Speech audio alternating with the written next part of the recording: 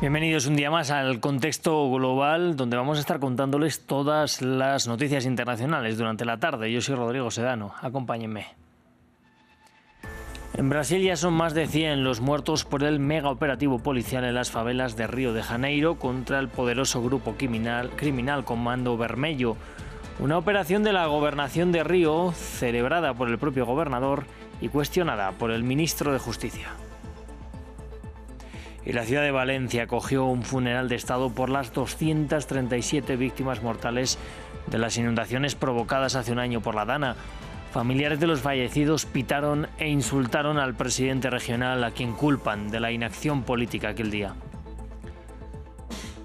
E Israel lanzó un ataque sobre un presunto almacén de armas en Gaza un día después de matar al menos a 104 palestinos en los nuevos ataques sobre la franja. Aún así, el ejército de Israel dijo que respetará el alto el fuego en medio de las preocupaciones de terceros países. Comenzamos.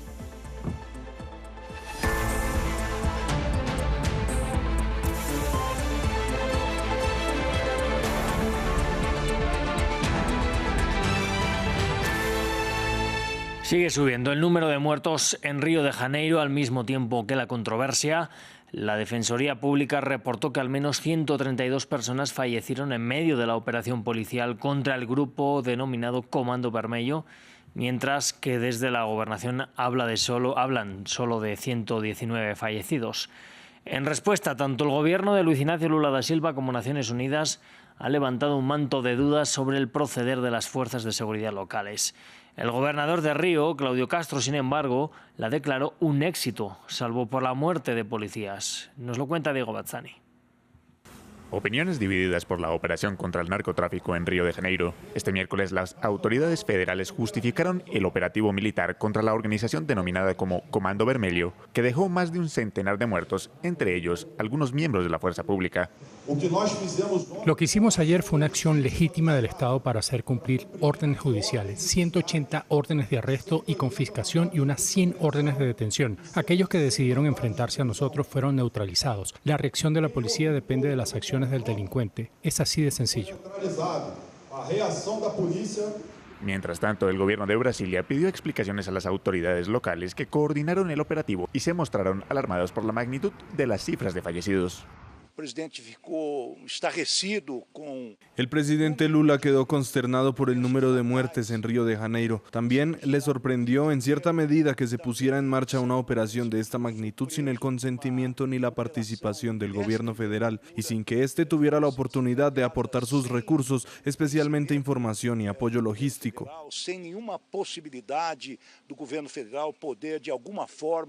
Por su parte, Naciones Unidas enfatizó en que las acciones estatales contra miembros de bandas armadas deben respetar los protocolos internacionales. Comprendemos plenamente las dificultades que implica lidiar con grupos criminales violentos y bien organizados como el Comando Vermelho. Sin embargo, la larga lista de operativos que han resultado en numerosas muertes, las cuales afectan desproporcionadamente a las personas afrodescendientes, plantea interrogantes sobre la forma en que se llevan a cabo estas redadas. Tanto familiares de las víctimas como varias organizaciones sociales brasileñas han catalogado lo sucedido en Río de Janeiro como masacres y asesinatos extrajudiciales. Y vamos a seguir hablando del huracán Melissa, que se convierte en la tormenta atlántica más fuerte. Golpeó primero Jamaica de categoría 5, después Haití y Cuba, y ahora se dirige hacia las Bahamas como una tormenta de categoría 2. La devastación ha sido generalizada y en Haití el número de muertos asciende a 20 y al menos una decena de desaparecidos por el desbordamiento de un río. Nos lo cuenta Patricio Peralta. El huracán Melissa se degrada a categoría 2, tras dejar una estela de destrucción en el Caribe. El miércoles la tormenta entró a Cuba cuando aún era categoría 3, con vientos máximos de 195 kilómetros por hora, que provocaron inundaciones, crecidas de ríos y deslizamientos de tierra. Unas 735,000 personas fueron evacuadas de sus hogares en el oriente de Cuba ante la llegada del fenómeno climático. Infernal toda la noche, la ventolera, eso ha sido tremendo. Por lo menos allí en el Hotel Las Américas no hubo daño significativo, pero va a tratar de recuperarnos. Va a tardar un poco. Melissa se ha convertido en uno de los huracanes más fuertes de la historia. Un día antes descargó su furia en Jamaica como una histórica tormenta de categoría 5. Sus vientos arrancaron techos de edificios y provocaron que rocas cayeran sobre las carreteras y dejó sin electricidad a más del 70% del país. El fenómeno también provocó estragos en Haití. Sus ciudadanos, que ya enfrentan desafíos por el desplazamiento a causa de la violencia de pandillas, se vieron aún más afectados por las inundaciones en sus tiendas de campaña y viviendas improvisadas. Durante la tormenta pasé la noche de pie sobre un cubo. Toda la ropa que los niños normalmente usaban para dormir se mojó y los niños también durmieron sobre cubos. La tormenta se dirige a las Bahamas. Se esperan acumulaciones de lluvia de entre 12 y 25 centímetros, con vientos máximos de 155 kilómetros por hora. En Bermudas también se preparan para la llegada de Melissa, que pasará cerca la noche del jueves.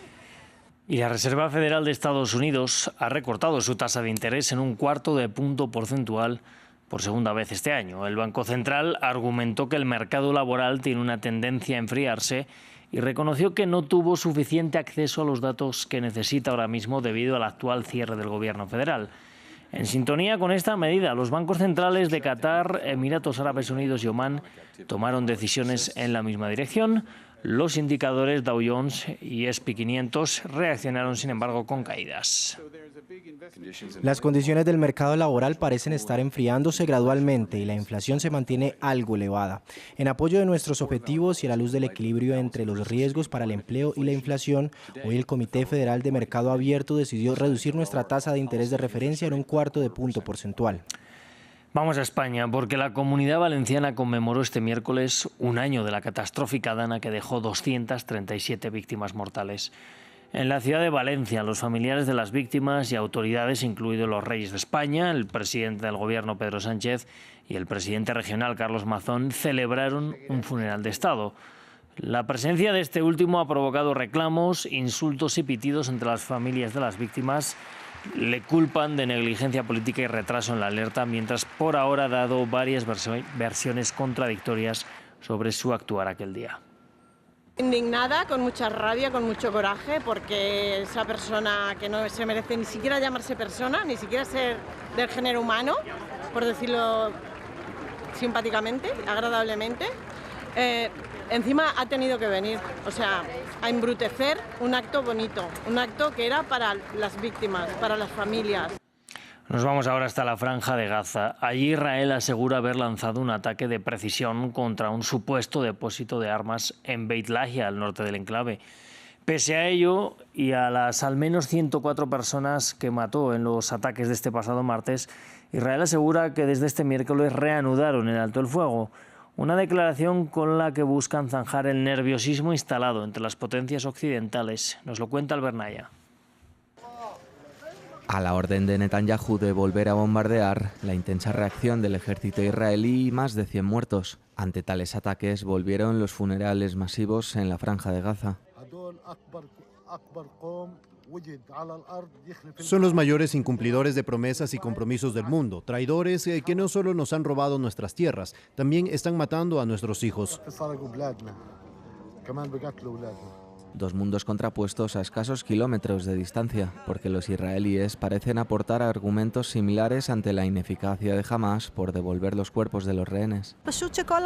Ahora todo el mundo necesita ver lo que realmente es Hamás. No tienen integridad, ni honor, ni leyes, ni orden, nada, absolutamente nada. Es simplemente decepcionante, duro y doloroso. Apoyo los ataques, debemos responder con toda la fuerza. El terrorismo es peligroso para todo el mundo, no solo para nosotros. El ejército israelí acusó recientemente a Hamás de crear falsas expectativas. Dijeron de que están intentando recuperar los cadáveres de los rehenes. Por su parte, el ministro de Exteriores israelí quiso dar explicaciones por cada uno de los muertos de la pasada noche. Sabemos con certeza que Hamás está violando el acuerdo. Sabemos con certeza que Hamás está abriendo fuego contra nuestros soldados. La respuesta es muy clara. Hamás es responsable del fuego. Hamás es responsable de la violación. Responderemos con firmeza a quienes la violen y eso es lo que hemos hecho. A las 10 de la mañana de hoy, Israel ha dicho que seguirá respetando el alto el fuego. Una interrupción de un plan que llevaba implantado 3 semanas, o la ruptura de un acuerdo que ninguna de las partes cumplió en su totalidad. Y vamos a cerrar de esta forma el informativo, pero les instamos a que sigan aquí en France 24, que enseguida volvemos con todos los deportes.